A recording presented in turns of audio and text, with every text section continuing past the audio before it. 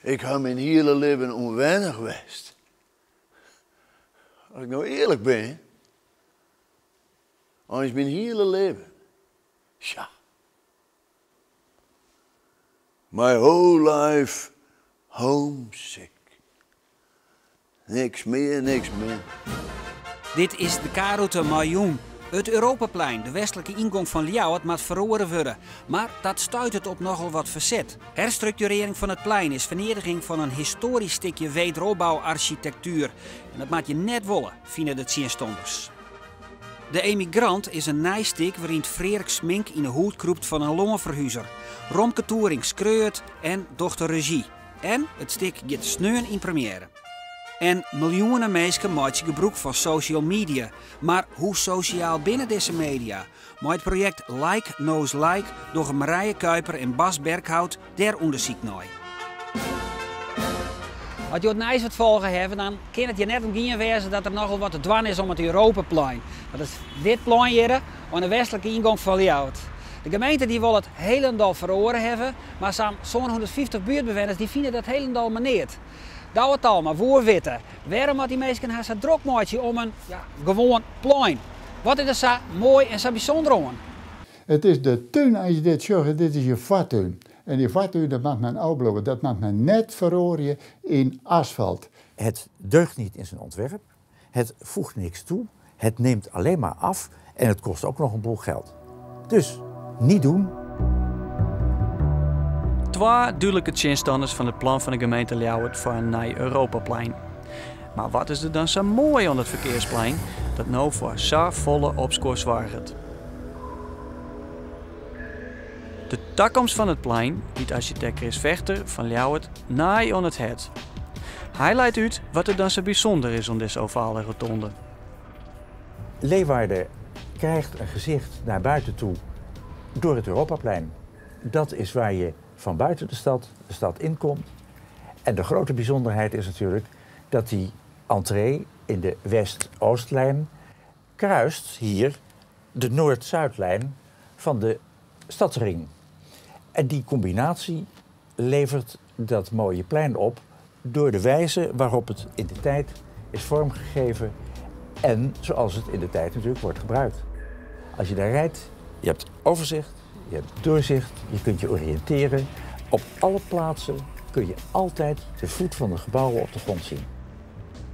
Opvallend is dat er net alleen nog heegbouw om het plein heen zit.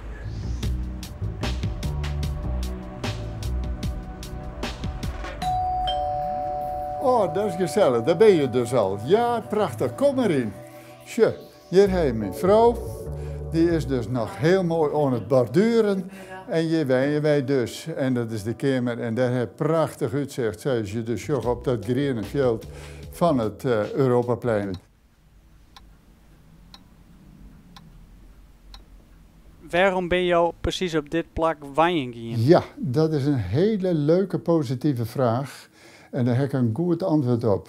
Mijn vrouw wil in de stad blijven en ik wil graag naar buiten. Ja. We hebben dit gewoon in dit huis. En op dit plak, mijn naam heel dicht. Buiten uit, wij binnen 2 minuten ben ik in de velden. En mijn vrouw zit 3 minuten op een ijstijd, bij wijze van spreken. Het Europaplein werd gebouwd in de jaren 50. De tijd van de wederopbouw na de Tweede Wereldoorlog. Het was een tijd van vooruitgang en daar je de ek een oren bouwstijl bij. De hichte in. En dat wie naai verljouwerd. Zo verroor het kele plein stadig gewoon in het Europaplein, liek als wij dat nou kennen. Ik heb dus hier nog een foto van KLM Aerocarto uit 1958 en dan zie je hier het Europaplein. Merkwaardig, je ziet dat dit gebouw, dat is het Eurohotel, dat is in aanbouw. Hier hebben de Algemene Friese Flat, zij heette dat hier, maar de Helicomooi, alle jaar ontworpen door architect Heldoorn. Dit is nou de Phoenix Flat. Dit binnen huizen en het huis waar ik in ben, je ziet dus de fontein er nog net, want die is dus in 64 gekomen. Vechter en Van der Hem binnen duidelijk tjenstanders van het plan van de gemeente Ljouwert. Maar waarom eens? Wat doogt de neffens haar net aan dat plan? Ik vind het slecht gemotiveerd en nog veel slechter uitgevoerd in ontwerp. En ik mag dus ook van harte hopen dat het ontwerp nooit te nimmer gerealiseerd zal worden. En waarom niet? Omdat de basiskwaliteiten van het plein zodanig gerommeld wordt dat alles wat met de beleving van de mensen te maken heeft, totaal verloren gaat. Idee, er komen keermuren, er komen ophogingen, er komen onderdoorgangen. Dus het maaiveldniveau als maatgevende niveau verdwijnt. Net een verheging à la Dragsterplein, zeker geen tunnels, maar dat jouwt onveiligheid. De structuur van het plein gaat kapot. Het rijdt altijd op het Europaplein. En dat geldt voor de auto's en dat geldt voor de fietsers. Het rijdt hier altijd. En dat is toch het enige wat je wilt? Men heeft het wel over het ruimtelijke inzicht van het plein en dergelijke. En asfalt kan ook ruimtelijk werken. Ja, dat kan wel weer wezen. Maar het is dus net green. Als je op psychiatrisch bezig bent, dan weet je wel wat voor kleur je dan broek in de spreekkamer. Green. Green. Heel goed. Prima. Dat is het. Dat jouwt rust. Dat jouwt rust. En dat heeft de mensen nodig. En dan valt het verkeer net op. Daarom ga je nog een green trui aan. Yes! Het Joerdijzige plan liep het tussen Somalië dus niet. Maar is er ook een alternatief mogelijk? Chris Vechter betocht een eigen plan. Wat wij bedacht hebben, dat zie je hier. En dat zijn dus 4 toeritten. En dat zijn 3 rijstroken rond het plein. Waarbij het eigenlijk zo is dat je kiest, ik kom dus hier van Marsum, ik kies de linkerbaan. Dan ga ik ongemerkt naar de middelste baan, ongemerkt naar de buitenste baan, ik ga er hier af. Dus het weven van verkeer tussen banen op het plein wordt vermeden. En dat is natuurlijk aan de overzichtelijkheid draagt dat geweldig bij. En verder blijft eigenlijk het hele punt overeind. We halen weliswaar die Ventweg aansluitingen weg. En we leggen dus hier omheen de ring van Ventweg, annex, fietspad, annex, ontsluiting van het parkeren. Bijvoorbeeld hier bij het hotel. Maar wat hier blijft is dus de openheid, het overzicht en de hele veilige verkeersafwikkeling. Hoe het naaienplan er uiteindelijk ook uitkomt te zien, het Europaplein bloot alle dagen vergees te bezichtigen. Wat baat er mooi een mens als hij op stellen sprong, emigreert naar een land dat hij net kent en pas op 50 jaar weer komt naar het plak dat hij opgegroeid is. Frederik Smink kroept in De Emigrant in de hoed van Siebold de Haas, die in de 60 jaren in Zongenhaasten naar Canada emigreerde. Een week voor de première zegt Sjoerd Ibema hoe de spelers en regisseur de laatste puntjes op de i zetten. Oh, het was een grote armoedige bende. Ja. Nee. Die wilde begint al bij wanneer kwam die opa niet, vreemd mij was. Wanneer kwamen die opa in zeg maar zeggen, discounter? In het laatst van de 60er jaren. Ja. Oh, dat was een grote armoedige bende daar. En Ja. dit weer het erin. En Ja, dat ja. weer het erin. Ik zit hier. Ja, doe maar Maar even. het is gewoon heel aardig, mooi, prachtig. En dan gingen ze in de rij staan voor een vliegtuig dat naar Duitsland ging. Maar goed, dat raakte vol. En toen ging hij in de rij staan voor een ding. Dus hij is heel toevallig is hij hier in dit land Terechtkomen. terechtgekomen. Ja, ik merk ook dat En het dat een heel wel in oor... Sneek is, Ik merk, ja. Ik wil daarom. graag dat dat een compacter verhaal zo wordt, dan- zeg maar, van hij- het laatst van de 60er jaren helemaal on. En toen ben ze weer naar Sneek afgereisd. Ja. Wanneer kwamen die opa die zeg maar zeggen, Ja. discounter? In de laatst van de 60 jaar. Ja, dat was een grote armoedige bende daar. De Wandluus, die won de klok nog. En terug in. Ze hadden er echt niks. Vechten om een stuk watermeloen. Na een keuring is mijn opa netjes in de rij staan gaan bij een toestel dat naar Duitsland ging. Nou, dat raakte vol. Harde willen eronder, harde willen eronder, harde willen eronder. Nou, dat raakte vol. En toen ging hij in de rij staan bij een vliegtuig Ja. met bestemming Nederland. Het is geweldig, Theo. Alleen, hij ging in de rij staan voor een vliegtuig dat naar Duitsland ging. En dan komt Nou, er dat ook raakte nog. vol. Oké. En toen ging hij in de rij staan voor een. Dus eigenlijk is je heel toevallig. Ja. Eigenlijk mag je hem gewoon nog een keer opzetten. Dat staat een paar keer dorst als dat even in een beeld viel. Honderden Nederlandse boeren die met hun hele gezinnen naar Canada zullen vertrekken, Dat alles veroorzaakt op de Wilhelmina-kade van de Holland-Amerika-lijn in Rotterdam een grote drukte.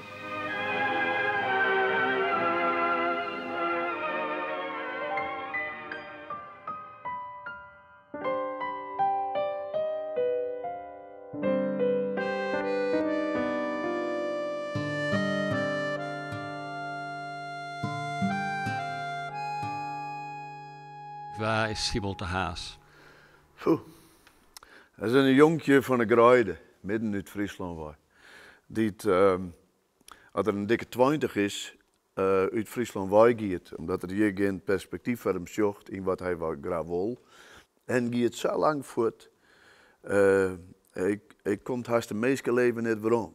Er zit wel een jaar of 50 tussen, voordat het besluit waarom te gaan. Ik heb mijn hele leven onwennig geweest. Als ik nou eerlijk ben, als mijn hele leven, ja. My whole life homesick. Niks meer, niks minder. My whole life homesick. Dat ik zo soms zeg. Ik heb de gelukkige omstandigheid dat ik een hele goede vriend heb. Die is nu 22 jaar. En hij is maar 20 jaar naar Amerika te gaan. Het oeral in werken. Het hem al een griezelig opwerken. Het zo het geld verdienen. En is nu 22. En had bezocht een paar jaar waarom. Om in Akrum, in het ouderlijk huis, te wijnen met zijn vrouw. Want hij dacht, Friesland, daar moet ik nog maar beginnen. En hij is hierin, en ik ken je niet Azië. Hij ken je wel weer Azië, hij kent niet Azië. Het is een wipwap wat erop zit. En uiteindelijk kiest hij dan toch weer om naar Amerika te gaan. Punt uit. En het maakt in één koffer. Ja, doe je erheen, hè? Doe ik alleen maar duis en snuis en kleren. En 2 overal, meer hier ik niet en meer hoed ik niet. Mooi, hè? Ik vond dat juist er jong die start van Dijverheer op een koffer, dat wie plus. Oh, ja? Die wie heel goed, die hier de lichtheid die het haalt. Het is bed and breakfast. Bed and breakfast. Ja, Bed and breakfast. Bed and breakfast. Ja, leuk wel. Bed and breakfast. Bed and breakfast. En daarna bed en brochje. Ja. Ja, joh, vindt het hier een oprijden land, begreep ik. Beetje een park, ja. Alles creëren en oprijden. Ja. Ja. Ruilverkaveling, egaliseert en niveleert. Het oordland tussen de Diek en de Grutveert, van Baat naar Littens. Daar is een grote grieze modderbulten op een nieuwe tijd te wachten. Loon zat loon bedoeld is, dat verliest zijn karakter. Ik ben wel van een generatie die het opgegroeid is met cybersatelliet. En dus onder oren Freek en Romke ben toen wel op zo'n west van mij om dit vak in te gaan. Dus om dan dat ik de kans dan krijg om mij samen op het toneel te staan, dat is heel bijzonder en dat is zeer een heel mooi leerproces. Deusje, dat komt van Snits. Geboren en getogen. Nou, ik zal eerlijk wezen, ik zie die voor een boetenlander. Hoor. Ja, iemand die mijn kleden zou bij de dwarrenland gaan. Oh, zo. Nee, dat niet. Nee, mijn familie komt uit Turkije, en Oost-Turkije. Oh, ja, sure. Gastarbeiders. Ja. Die winnen in mijn tijd nog net, no? Dat waren jou toch eigenlijk ook, hè? Hé? Een gastarbeider. Nee, maar bliksem net. Ja, maar daar in Canada natuurlijk, daar toch wel? Nee, hoe komt het erbij? Gastarbeider? Nee, jongen, wij zijn gewone arbeider, hè, in de eerste jaren, hè, maar later ik al niet meer. Maar gastarbeider? Nee. Immigranten, dat winnen wij. Het bij jezelf wijstapje willen van je gevoel van waarom te gaan. En omdat de verwerking kies je voor werk. Dus je vrotten en vramen, zodat je gedachten niet die kant uit gaan kunnen. En je maakt je willen, maar tegelijk jankje. Dat soort dubbelheid zit in dit stuk. In het stuk zit een plotwissel die we absoluut net verklappen zullen met de meeste machine. Maar kerst je het moment waarin je denkt dat ze dacht, hey, damn it to again. Wat was dit van gevoel als schreeuwer? Ik ga heel lang tiespelen, want die man die komt wat en die komt hier dus weer waarom. Na die 50 jaar. En die maakt wat mooi, maatje. Dat een verbinding had met doet er voortgaan. Nou, dat is, dan ben er eerst al praktisaties in criminaliteit en weet ik, maar uiteindelijk is er wat uitroegelen en dat zullen mensen wel ervaren als ze komen te zien. En wat dacht ze toen dat idee hier is? Is toen euforisch? Hoe geht dat? Ja, en ik weer gewoon die.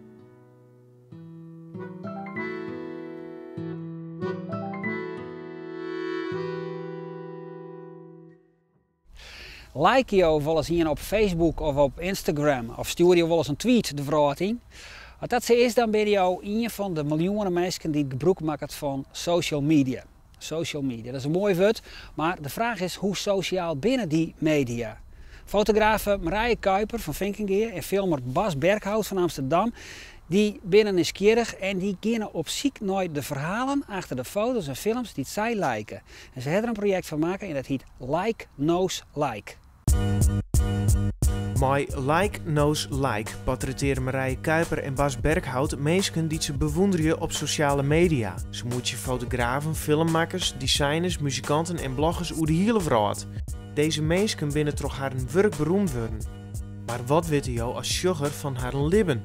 Troch het maatje van liedse documentaires jouwt Like Knows Like antwoord op deze vraag en beziek je Kuiper en Berghout haar eigen sociale tijdlijnen meer betekenis te aan.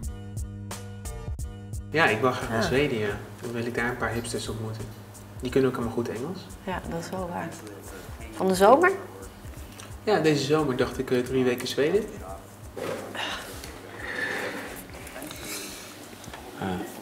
Goedemiddag. Do I want to be, in 20 years, do I want to be an old guy who has money and has job security? Te denken, wat ik ook nog had kunnen doen is dat ik 1 foto had gemaakt waarbij hij in zijn gewone kleding staat. 1 foto dat hij dat roze handdoekje omdoet om zijn surfpak aan te trekken. En 1 foto van hem in zijn surfpak. Dat was ook wel leuk geweest.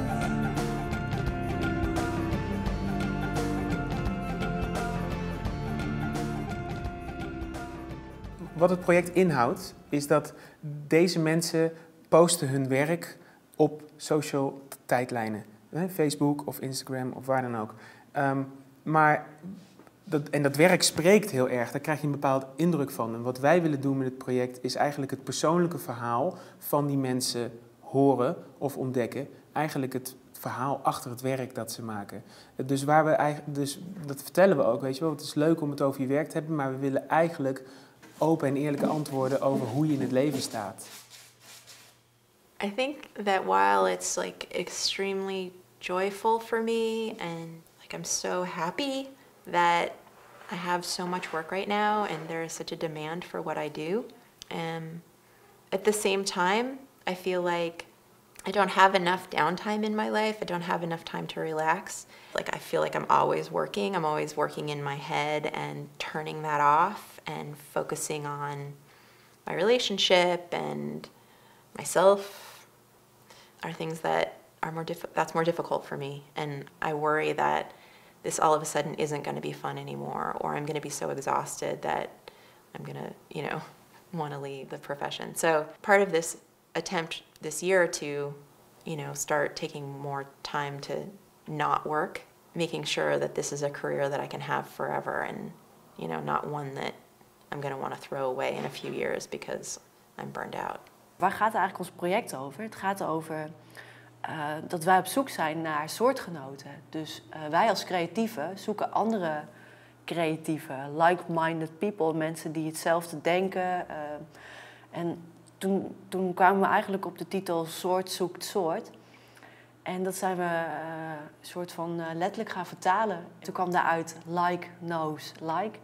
Ja, op social media kun je, als je iets leuk vindt, kun je aangeven dat je het leuk vindt. En in het Engels is leuk vinden liken. Dus het kwam eigenlijk heel mooi samen dat wij zoeken mensen die op social media actief zijn. En wij vinden die mensen leuk, we liken hun dus. En dat like komt dus heel mooi terug in onze titel. En zo is het cirkeltje weer rond. Instagram is een app op de mobiele telefoon waar toch je maar een peer drukken op een knop een foto vooruit wie het publiceren. Een soort van Twitter dus, maar dan voor foto's. En er binnen zo'n 90 miljoen mensen die het Instagram gebruiken. Je vertelt je verhaal door middel van een foto. En op Facebook zijn er heel vaak geen foto's die geplaatst worden, maar gewoon zinnetjes tekst wat mensen aan het doen zijn. En ik ben gewoon heel beeldend ingesteld. Dus ik vind het heel fijn om op Instagram foto's te zien van mensen die daar moeite voor hebben gedaan. Die een mooi plaatje proberen te creëren. En je kan gewoon mensen van over de hele wereld volgen. We doen research via Facebook en via Instagram. En ja, ze zijn ook bijna allemaal wel op Instagram te vinden. When we were younger and we were both taking pictures and we were broke, I waited tables at crappy restaurants and Jeremy tried to get our pictures on our website and get our names out there. And we never really thought about money. I mean, we did, but our income was maybe selling a photo at an art show, and then, we just lived day to day, month to month. We'd pay rent by making a zine. Yeah. We'd make a zine and put it up on our site and sell 300 copies, and that would pay our rent for that month. Kijk, dit is een Australisch kledingmerk en wat zij gedaan hebben is we onze film eigenlijk geëmbed op hun website. En dan zeggen ze, dit zijn onze vrienden, fotografen uit Los Angeles en dit is een aflevering van het project Like Knows Like. En dit merk wil waarschijnlijk gewoon zichzelf koppelen aan de lifestyle die deze mensen leven die wij geportretteerd hebben en het project dat we doen. We gaan niet naar het Mediafonds met het project. Het is een zelf geïnitieerd project. En er is niks leukers om iets te doen wat ook publiek bereikt. Dus we portretteren mensen die veel volgers hebben. Dus we maken filmpjes voor die volgers, maar dat betekent ook dat we daarmee een publiek bereiken. Het is zonde om iets te maken wat vervolgens op de schappen ligt en wat niemand bekijkt. Dus we maken eigenlijk ook handig gebruik van dat die mensen veel volgers hebben. Daarnaast moeten ze wel een interessant leven hebben. I think that there's a strong push for everyone right now to be seeking happiness all the time. Split the difference. And a little bit that way. Although that's great, and obviously we cannot live without it, I don't understand why people are so obsessed with this and not understanding that just as much part of life is sadness or nothingness. And so for me, it's more about balance. Even though I want to be as happy as the next guy, I think part of being happy is understanding the flip side of the coin, because how can you be happy if you don't revel in your sadness the same way? I think I try and approach the work subconsciously anyways with this mentality. I think it comes out in many of the images. We zijn dus bij het Facebook hoofdkwartier geweest en Instagram zit daar binnenin. En dus die hebben ook ontmoet, die mensen daar. En nu is het dus zover dat Instagram ons project gaat promoten. En Instagram wordt gevolgd door 18 miljoen mensen. Dus ik wil niet zeggen dat ze allemaal het misschien onder ogen krijgen, maar stel dat als daar 10% het van onder ogen krijgt, is al heel veel.